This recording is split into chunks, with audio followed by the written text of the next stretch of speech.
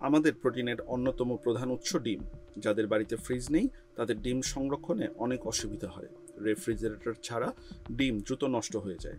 চলুন জেনে নেই ফ্রিজ ছাড়াও যেভাবে ডিম অনেক দিন সংরক্ষণ করা যায়। মাটির পাত্র ব্যবহার করুন। গরমকালে অনেকেই মাটির কলসির পানি পান করতে পছন্দ করেন। এটি শুধু স্বাস্থ্যের জন্যই উপকারী নয়, মনকেও তৃপ্তি দেয়। তবে পুরনো মাটির পাত্র থাকলে তা ফেলে দেবেন না, বরং ডিম রাখতে ব্যবহার করুন। এটি ডিমগুলোকে 1 মাস রাখার জন্য নিরাপদ এবং তাজা রাখবে। কলসির মধ্যে বা মাটির পাত্রের মধ্যে ডিম রেখে দিন। একটি ভেজা কাপড় দিয়ে পাত্রের বাইরের অংশ মোড়ানোর চেষ্টা করুন। এছাড়া চাইলে একটি পাটের কাপড় ভিজিয়ে মুড়েও রাখতে পারেন। এবার পাত্রটিকে ঠান্ডা জায়গায় রাখুন। লবণ ব্যবহার করুন। যদি 1 সপ্তাহ বা 2 সপ্তাহের জন্য ডিম সংরক্ষণ করতে চান তবে আপনি লবণ ব্যবহার করতে পারেন। এর জন্য একটি বড় বাক্সে লবণের পাতলা স্তর বিছিয়ে এর উপরে ডিম রেখে দিন।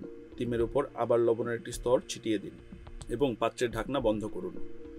প্রতি 2 বা 3 দিন পর পর বাক্স খুলে চেক করতে থাকুন অথবা ডিমের স্থান পরিবর্তন করতে থাকুন। এটি ডিমগুলোকে 1 বা 2 সপ্তাহের জন্য তাজা এবং নিরাপদ রাখবে। কাদামাটির ব্যবহার। অনেকে মাসের পর মাস ফ্রিজে ডিম সংরক্ষণ করেন। এতে পুষ্টিগুণ কমে যায়। 1 বা 2 সপ্তাহের বেশি ডিম সংরক্ষণ করবেন না, এটি তাদের পুষ্টি হ্রাস করে। একই সময় আপনি ডিম তাজা রাখতে মাটি ব্যবহার করতে পারেন। একটি বড় ঝুড়িতে একটি পাটের বস্তা ভিজিয়ে তার উপরে একটু ভেজা মাটি দিন। এবার ডিমটি যেভাবে ট্রেতে রাখা হয় সেভাবে ডিম রাখুন। বাতাস চলাচল করে এমন জায়গায় রাখুন। যদি ফ্রিজ না থাকে তবে এই পদ্ধতিটি ব্যবহার করে দেখুন।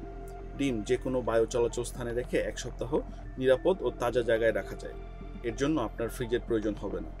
তবে এটি রাখার সময় মনে রাখবেন সূর্যের আলো যেন সেখানে না পড়ে। আপনি এটিকে কোনো পাত্রে রাখতে পারেন এবং এটি একটি ঠান্ডা জায়গায় রাখতে পারেন। 1 সপ্তাহের জন্য তাজা থাকবে এবং প্রয়োজনে তা ব্যবহার করতে পারবেন।